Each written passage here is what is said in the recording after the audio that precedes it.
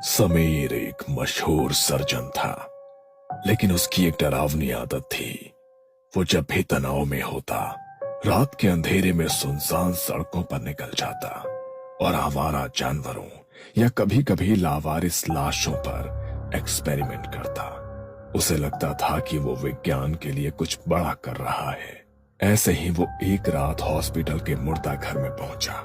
वहां उसने एक लावारिस लाश को अपने एक्सपेरिमेंट के लिए चौकीदार की मदद से अपनी लैब में ले आया। सर, आप इतनी लाशों का करते क्या हो? क्या करोगे जानकर?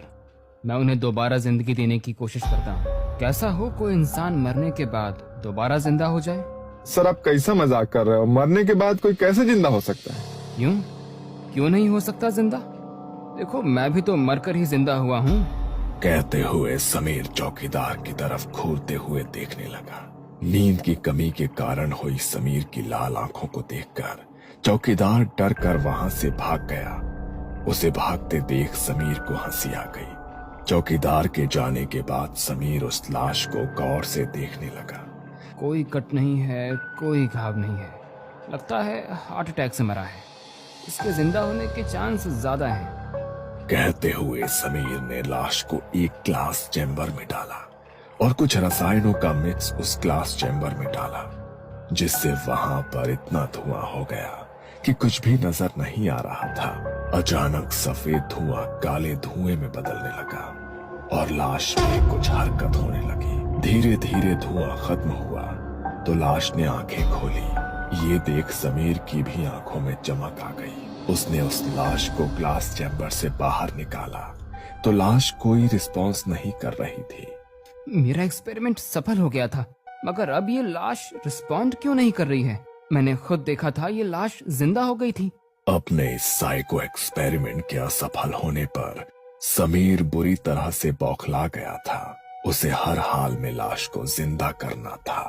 तुम ऑलरेडी 2 बार मर चुकी हो, अब मेरे किसी काम की नहीं। तुम भी डिकम्पोज होने के लिए मेरी लैब से बाहर निकलो। कहते हुए समीर ने उस लाश को अपनी लैब से बाहर फेंक दिया। जैसे ही लाश लैब के बाहर हुई, उसकी आंखें खुल गईं। वो खड़े होकर लैब की खिड़की से समीर को देख रही थी। उसके चेहरे पर रहस्यमयी मुस्कान थी। कुछ समय ऐसे ही बीता। समीर का पागलपन अब हद से ज्यादा बढ़ चुका था। लाश जिंदा नहीं हो रही थी तो वो अब इंसान की कांच में दिखने वाली परछाई से क्लोन बनाने की कोशिश कर रहा था। बस एक बार ये एक्सपेरिमेंट सफल हो गया तो दुनिया में मेरा नाम हो जाएगा और परछाई आईने से बाहर निकल नई जिंदगी जिएगी। वो लगातार आईने में दिखने वाली खुद की परछाई के साथ एक्सपेरिमेंट करता रहता था। उसे यकीन था कि आईने के दूसरी तरफ भी एक दुनिया है। कुछ दिन और उसके एक्सपेरिमेंट आईने की परछाई का क्लोन बनाने के लिए चलता रहा और फिर एक दिन समीर आईने के सामने खड़ा होकर हंसा। लेकिन जैसे ही उसने आईने में अपनी शक्ल देखी, उसका खून जम गया। आईने में दिखने वाला समीर हिल नहीं रहा था। वो बस खड़ा होकर असली समीर को घूर रहा था और उसके हाथ खून से सने थे। मैं सही था। आईने के उस पार भी दूसरी दुनिया है जहां हमारे जैसे ही लोग हैं। हमारी परछाई अब वो क्लोन बनकर बाहरी दुनिया में आएगी। समीर बहुत खुश हुआ। उसे लगा उसका एक्सपेरिमेंट सफल हो गया, मगर ये तो सिर्फ एक शुरुआत थी। कुछ देर बाद समीर अपनी लैब से बाहर निकला तो लैब में एक अलग ही हलचल शुरू हो गई। वहां कई सारी परछाई घूम रही थी। मगर ये सब होने के अगले कुछ दिनों में समीर की जिंदगी नरक बन गई। वो जब भी शीशे के सामने जाता, आईने वाला समीर उसे डराने लगता। तुम आ गए समीर, मगर तुम वापस नहीं जाओगे। तुम भीड़ में भी मेरे साथ अकेले होगे। नहीं, तुम ऐसा नहीं कर सकते। मैं कुछ भी कर सकता हूँ। मैं तुम्हें खत्म भी कर सकता हूँ या फिर अकेला भी। कहते हुए वो जोर जोर से हंसने लगा। कभी वो अपना गला काट रहा होता तो कभी समीर के करीबियों की तस्वीरें जला रहा होता। आईने की इन हरकतों से अब समीर बहुत डर चुका था। उसने सोच लिया था कि ये सब कुछ खत्म करना होगा। उसके लिए वो आईना तोड़ देगा उसने एक भारी हथौड़ा उठाया और पूरी ताकत से आईने पर वार किया। आईना चकनाचूर हो गया। अब तुम कभी वापस नहीं आ सकते। मैं ही तुम्हें लेकर आया था और मैंने ही तुम्हें हमेशा के लिए खत्म कर दिया। Good bye forever. कहते हुए समीर ने राहत की सांस ली, लेकिन तभी उसने महसूस किया कि उसके खुद के शरीर से खून बह रहा है। उसने नीचे देखा, उसके पेट पर ठीक वैसा ही घाव था जैसा उसने आईने में अपनी परछाई को देते देखा था।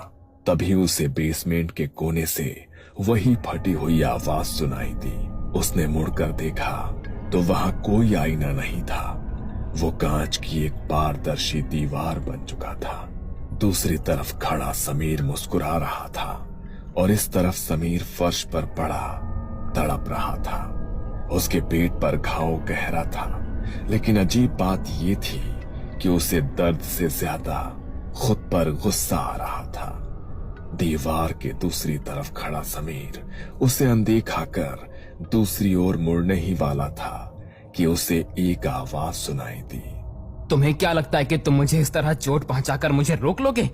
तुम्हें मैंने बनाया है और मैं ही तुम्हें मिटा दूंगा।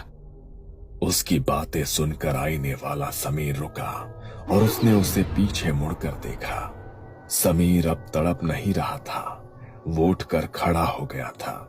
उसके घाव से गिरता खून फर्श पर काला पड़ चुका था। समीर की आंखों की पुतलियां पूरी तरह से सफेद हो चुकी थी।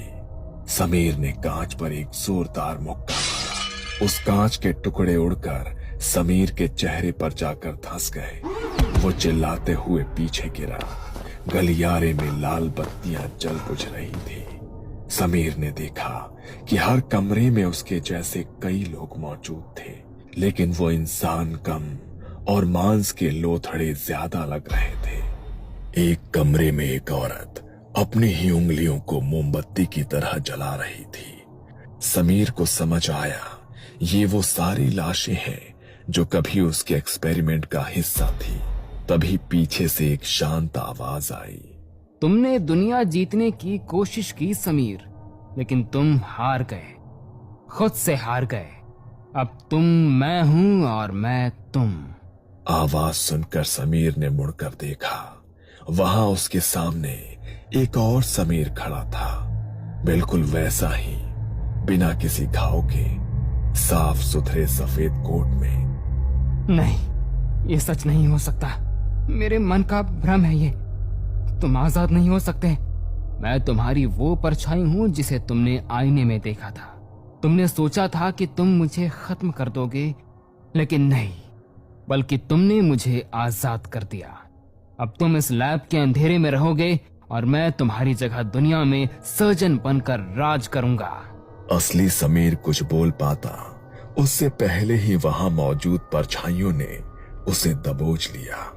सफेद कोट वाले समीर ने उसके कान में झुककर कहा, अब तुम यहाँ बिल्कुल अकेले हो, इतने अकेले कि आईने में भी देखोगे तो मैं तुम्हें नजर नहीं आऊंगा, क्योंकि मैं तो तुम्हारी जगह लेने के लिए यहाँ से बाहर निकल गया हूँ। कहते हुए उसने वहां मौजूद दूसरी परछाई की ओर इशारा किया। उन लोगों ने समीर को वापस उसी मिरर में फेंक दिया। अब वहां कोई कांच नहीं था, बस चारों तरफ अंधेरा था और उस अंधेरे में समीर को अपनी ही हंसी सुनाई दे रही थी, जो अब उसकी अपनी नहीं रही थी। सफेद कोट वाले समीर ने लैब का भारी लोहे का दरवाजा बाहर से बंद कर दिया। दूसरी तरफ मिरर के अंदर अंधेरा इतना घना था कि समीर को अपनी सांसें भी भारी लग रही थी। लेकिन असली दहशत तब शुरू हुई जब उसने महसूस किया कि उसकी त्वचा पर कुछ रेंग रहा था। उसने अपने पेट के घाव को छुआ। उसे वहां दर्द नहीं हो रहा था। उसे लगा कि उसके शरीर पर कोई सेंसेशन महसूस नहीं हो रहे थे। वो धीरे धीरे जैसे तैसे अंधेरे में अपनी आंखों को ढालने की कोशिश कर रहा था। उसे दीवार पर एक हल्की सी चमक दिखी। वो चमक कांच की नहीं थी, वो सैकड़ों जोड़ी आंखों की थी जो दीवार के दूसरे हिस्से से उसे घूर रही थी। अचानक पूरे कमरे में हड्डियों के चटकने की आवाज गूंजी। आईने के अंदर जो समीर कैद था, उसका शरीर अजीब तरह से मुड़ने लगा। उसकी उंगलियां लंबी होकर तेज लंबे नाखूनों में बदलने लगी। उसका शरीर कांच की तरह चमक रहा था। वो चिल्लाना चाहता था, लेकिन उसके गले से सिर्फ कांच के चटकने की आवाज निकली। उसके मुंह से बारीक कांच के टुकड़े गिरने लगे। वो कांच से बाहर निकलना चाह रहा था, मगर बाहर निकलना उसके लिए मुमकिन नहीं था। बाहर खड़ा नकली समीर मुस्कुराया और खुद से ही बोला, समीर, तुमने मिरर प्रोजेक्ट में एक गलती की थी। तुमने सोचा था कि परछाई इंसान बनना चाहती है। नहीं, परछाई तो बस इस दुनिया में आना चाहती थी। अब तुम्हारी कोशिकाएं खुद को आईने में बदल रही हैं। तुम मरोगे नहीं, तुम बस एक जीता जागता आईना बन जाओगे, और मैं लाऊंगा उस दुनिया से इस दुनिया में सारी परछाइयां। यहां सिर्फ परछाइयों का ही साम्राज्य होगा। कहते हुए वो हंसने लगा। आईने के अंदर समीर का चेहरा धीरे धीरे सपाट होने लगा। उसकी नाक, कान और होठ गायब हो गए। उसकी पूरी खाल एक चमकदार चांदी जैसी सख्त परत में बदल गई। वो अब एक इंसान नहीं, बल्कि एक बड़ा सा कांच बन चुका था, जो दीवार पर चमक रहा था, पर तड़प रहा था। नकली समीर मुस्कुराते हुए समीर के पास आया। उसने तड़पते हुए कांच के समीर का हाथ पकड़ा और उसे दीवार की तरफ खड़ा कर दिया। ऐसा लग रहा था मानो वो कोई आदमकद कांच हो। नकली समीर बहुत देर तक उसे देखते हुए हंसते रहा और फिर उसके पास जाकर बोला, अब देखो मैं क्या करता हूँ। कहते हुए जैसे ही नकली समीर ने उस जीते जागते आईने में अपनी शक्ल देखी, आईने के अंदर से असली समीर बाहर निकलने के लिए चीख रहा था। नकली समीर ने एक सर्जिकल ब्लेड निकाला और अपनी कलाई पर एक गहरा कट लगाया। हैरत की बात यह थी कि खून नकली समीर की कलाई से नहीं, बल्कि उस आईने रूपी समीर की कलाई से निकल रहा था। अब तुमने यहाँ से निकलने की कोशिश की तो तुम अपने आप को ही चोट पहुंचाओगे और तुम्हें तकलीफ होगी। अब ना तो तुम जी सकते हो और ना ही मर सकते हो। असली समीर अब मर भी नहीं सकता था। वो अनंत काल के लिए एक ऐसा आईना बन चुका था जो हर उस जख्म को महसूस करेगा जो उसकी परछाई बाहर की दुनिया में करेगी। नकली समीर लैब से बाहर निकलता है और अपनी अगली सर्जरी के लिए मुस्कुराता है। पीछे सेल में वो आईना दीवार से चिपका हुआ खून के आंसू रो रहा है, लेकिन उसकी कोई आवाज बाहर नहीं जा सकती, क्योंकि आईना आपको सच दिखा सकता है, सच बता नहीं सकता।